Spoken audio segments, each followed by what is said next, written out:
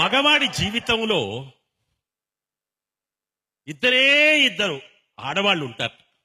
ఒకళ్ళు అమ్మ. అమ్మ తను ఏడుస్తూ ఉండగా ఈ ప్రపంచంలోకి తీసుకొస్తుంది.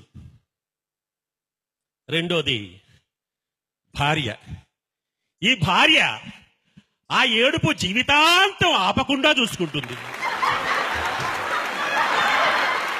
ఒక మగవాడు ఆత్మహత్య చేసుకోవాలంటే రెండు అత్యుత్తమమైన మార్గాలు ఉన్నాయండి.